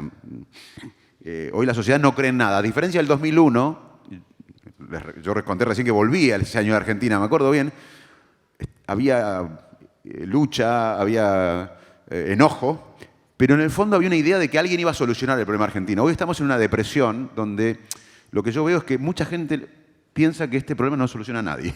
Es que entonces ya no hay representatividad. O sea, hoy se ha roto la representatividad. Nadie representa a nadie, tiene que ver también con las redes sociales, pero sobre todo yo lo veo mucho con los privilegios. La gente dice, este es un privilegiado, un privilegiado. Es un tema que tenemos que resolver, creo que es un desafío enorme, representar a alguien y no ser privilegiado. El otro punto que vos tocaste, y haceme una mención, y lo tocó Juan y le voy a hacer una mención desde el punto de vista de científico de la mente, es que nadie cambia de parecer. Es cierto lo que dijo Juan, le voy a explicar desde las neurociencias. A los seres humanos nos interesa más sobrevivir que la verdad. Eso tiene que ver con la evolución de miles y miles de años. Si hace 40.000 años alguien que tenía el mismo cerebro que nosotros, porque, perdón que le afecte el ego, pero hace 40.000 años el cerebro de alguien era igual que el que tenemos nosotros ahora, no cambió en nada. Estaba en un bosque y veía una sombra. Si se ponía a pensar si la sombra de un oso que lo podía matar o de una rama, era un oso y lo mataba. Entonces disparaba, no importaba la verdad. O sea, desde mucho tiempo a los seres humanos nos importa sobrevivir antes que la verdad. Y también otra cosa que nos importa más que la verdad es pertenecer a tribus. Porque durante miles de años las tribus nos dieron más protección ante la amenaza y más posibilidad de alimentarnos. Entonces, tenemos sesgos y cada uno ve el mundo como con sus anteojos. Vamos con las creencias, las historias personales, las ideas políticas, nuestro entorno, nos va creando anteojos con los que miramos el mundo.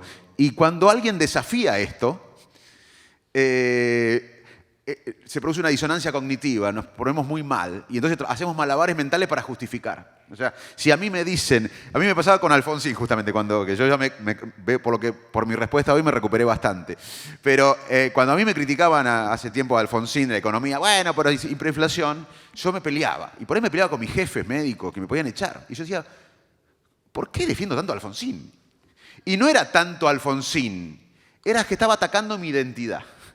O sea que en el fondo no es Cristina ni Alfonsín, es que cuando yo critico al kirchnerismo, a ustedes, que algunos de ustedes kirchneristas, ustedes no defienden por Cristina, lo defienden porque le estoy atacando su identidad. Cuando ustedes me atacan a mí, a Alfonsín, no es porque yo tanto defiendo a Alfonsín, sino me atacan mi identidad. Y a veces no cambiamos. Entonces, ese ejercicio, ¿y cómo salimos? Y bueno, tenemos que inventar algo creativo, porque alguien de Boca va a ser siendo de Boca, y del River no hay medio. Por eso en la política tampoco existe el medio. Yo odio que me digan, el medio. No hay medio. O de Boca o de River. Pero ¿qué nos puede unir? Bueno, la selección argentina. Y acá tenemos que encontrarle la vuelta a una historia, una narrativa que pueda capturar a la gente descreída, que es la mayoría, y a la gente depresiva, que es la mayoría.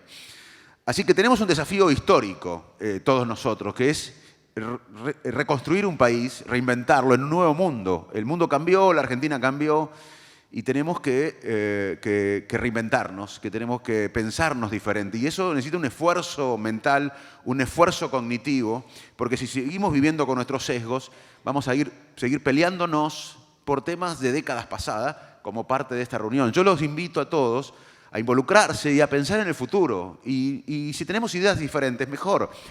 Y ahí termino la respuesta con lo colectivo que me planteaba recién Mario.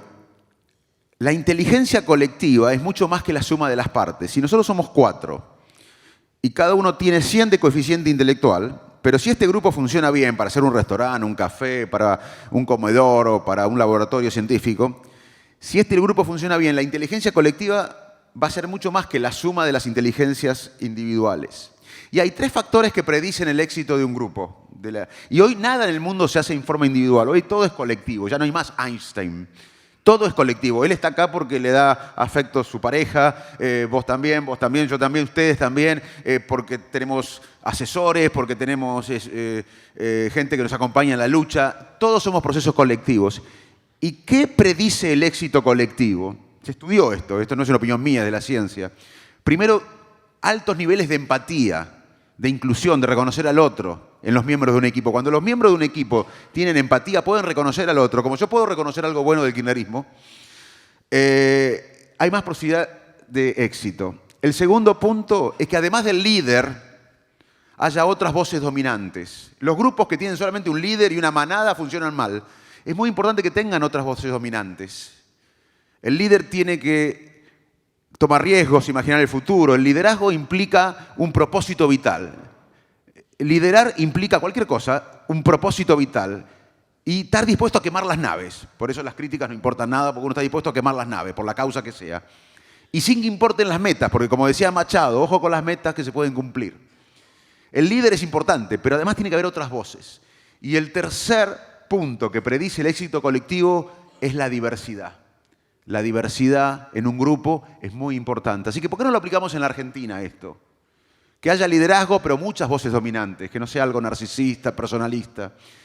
Que haya empatía, que reconozcamos al otro, el que opina diferente, y que haya diversidad. Porque además, los seres humanos nos inspiramos, y volviendo a tu pregunta, ¿cómo enganchamos a la gente descreída? Cuando algo nos parece un ejemplo, cuando algo nos inspira y cuando algo nos motiva. ¿Por qué no usamos esto para estos tiempos tan difíciles en nuestra sociedad? Muchas gracias.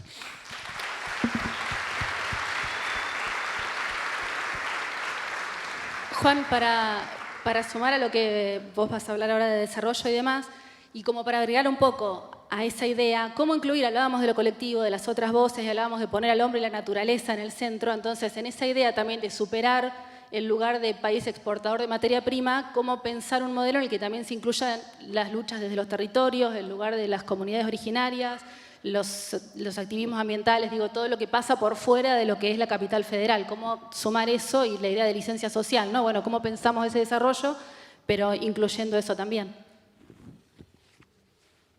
Yo creo que hay varios temas importantes. Primero, la palabra desarrollo tiene su etimología e implica la capacidad de desplegar las potencialidades individuales y colectivas, ¿no? Es como desarrollar algo que está ahí, que está latente.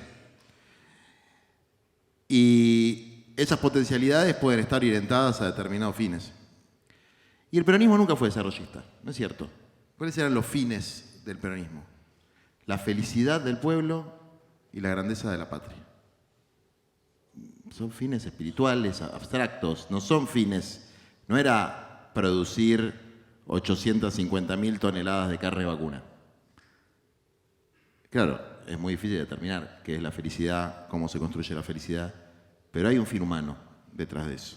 Es decir, un modelo nacional latinoamericanista de desarrollo donde la felicidad del ser humano sea el centro. Y eso implica el desarrollo de algunas industrias, desde luego que sí, esto es así.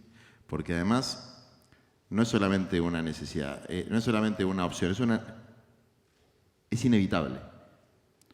Porque vos hablás de los territorios y, como saben, nosotros tuvimos una oposición muy fuerte a la megaminería en Trelew y en Catamarca, muchos compañeros presos, muchas peleas políticas con nuestro propio espacio en relación a eso. Yo conozco bastante la zona de Añelo, que es donde sale lo de Vaca Muerta, y la destrucción y el daño que se hace a las comunidades locales es tremendo.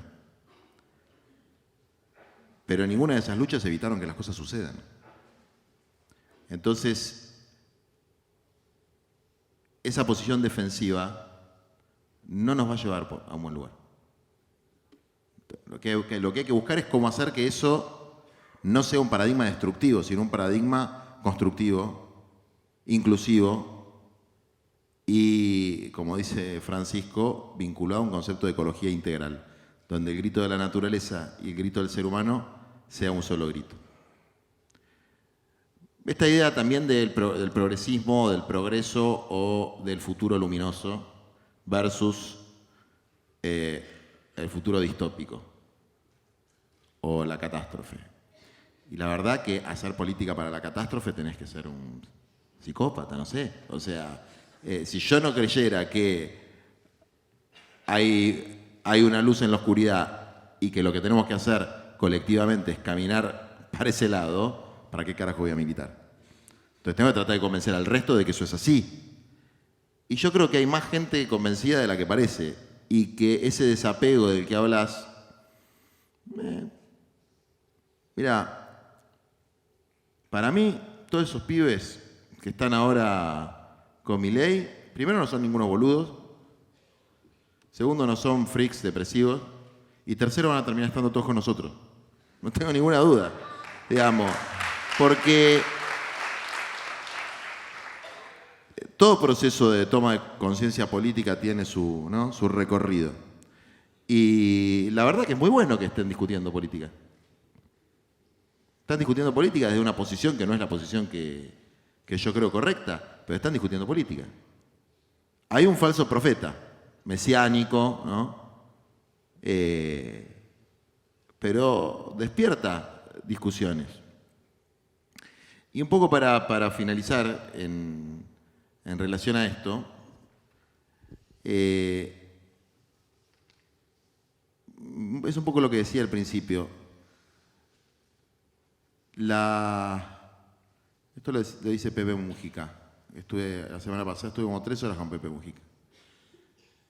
Y lo que más me gusta de Pepe, que aparte de ser muy consecuente con sus principios, él no vive como vive porque quiere hacer una especie de paradigma de la ética política, sino porque es feliz así, viviendo así, ¿no? En su chacra, muy chiquita, además porque está predicando con el ejemplo de que efectivamente el que asume una vocación política tiene que hacerlo con una lógica de cierto renunciamiento. Yo creo en eso. Y efectivamente hay algo que dijo él hace un rato que es la verdadera antipolítica, que no es Milei, que es la profesión, entre comillas, la actividad más desprestigiada que hay. Entonces, ¿quién carajo va a querer hacer política teniendo la posibilidad de hacer otra cosa? Hay que tener un sentido de misión. O ser muy chanta o tener un sentido de misión, digamos, no hay demasiado en el medio. Y vos decías, dijiste, epopeya, dijiste, ¿cómo dijiste? Gesta. La convocatoria. Es por ahí, para mí. Es recuperar la dimensión heroica de la militancia política, de creación heroica de la militancia política. Hay algo de heroísmo ahí, sin lo cual nada tiene demasiado sentido. No creo que las cosas se van a resolver con un gris racionalismo, sin un elemento de pasión colectiva muy fuerte, que no tiene que ser ficcional. El problema es cuando eso se ficcionaliza, ¿no? Cuando lo que se dice con el pico no se banca con el cuero. Entonces, esto de primero desarrollarse para después reducir las desigualdades sociales o las injusticias sociales, creo que es una cosa paralela, porque implica cuál es el modelo de desarrollo. Nosotros ponemos en primer término la agenda de tierra, techo y trabajo. Mucho de eso se puede hacer sin duplicar las exportaciones. A mí no me cabe la menor duda de que cada familia puede tener su terreno, porque aparte lo recontraestudiamos, con una inversión del 0.4 del PBI, sostenida durante 4 años, un terreno de 250 metros cuadrados, con agua, luz, cloacas, veredas, luminarias y una plaza donde se pueda construir su casa, que es algo que el 40% de los argentinos no puede hacer. Y la verdad que esto es lo que hablamos siempre con él, hay un impuesto cognitivo, le llama él, que es, si vos estás en la lucha por la subsistencia, que es el techo, el trabajo, el pan, y la verdad que te queda poco tiempo y poca energía mental para proyectar el futuro. Esto es medio, ¿no?, ciencia básica. Entonces, garantizarle a todo el mundo un lugar para dormir, un pedazo de terreno para que se haga una casa, ¿quién puede estar en contra de eso? Y se puede hacer. Entonces, mi visión es que había algo muy lindo en el inicio del gobierno del Frente de Todos que lamentablemente no se cumplió, que era empezar por los últimos para llegar a todos, que es como lo contrario a la teoría del derrame, ¿no? Que es empezar por los primeros para que derrame para abajo, no. Empezar de abajo para arriba, de la periferia al centro. Yo creo profundamente en eso, que las cosas se hacen de la periferia al centro y de abajo para arriba. El tema no es solamente creerlo, mucho menos decirlo, es hacerlo. Y en estos años, la verdad es que no lo hicimos. Y ese no lo hicimos tiene que ver con lo que hablábamos un poco al principio, de que una cosa es la autoestima individual y colectiva, y otra cosa es el egoísmo y el egocentrismo. Son dos cosas totalmente distintas. Nosotros no tenemos que permitir, como militantes sociales, como militantes políticos, como argentinos y argentinas de bien, que destruyan nuestra autoestima. Porque hay una ofensiva muy fuerte contra la autoestima de las personas. Porque las personas sin autoestima son más sumisas, son fáciles de dominar, son presa fácil de los poderes reales, globales. Y fortalecer el autoestima colectivo, el autoestima de la militancia, el autoestima de la buena gente, también es una tarea patriótica necesaria para el desarrollo y también empezando por los que están más abajo, que cotidianamente se los pisotean su autoestima, diciéndoles planeros, vagos, chorros, villeros, y es donde nosotros tenemos que poner fuertemente nuestra empatía y nuestro corazón. Gracias. Bueno.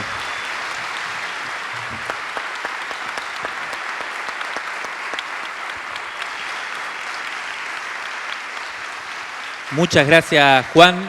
Muchas gracias, Facundo. Un gustazo, la verdad. Muchas gracias por venir a pensar y a compartir. Se nos acabó el tiempo hace rato ya. Nos están por echar. Así que, bueno, nada, agradecerles también a todos y todas las que vinieron. Reafirmar que la idea de la revista Crisis, en este caso, revista que además está cumpliendo 50 años y de paso vamos a invitarles el 2 de junio, el viernes que viene, hacemos un brindis de intimidad política, así que los que quieran venir, comuníquense y estaría bueno volver a juntarnos porque nuestra sensación es esa, ¿no? Que hacen falta cada vez más espacios como estos, de transversalidad, de pensamiento en serio, para todo lo que se dijo acá, ¿no? Para tratar de salir de este momento complejo, del cual sin duda vamos a salir pronto.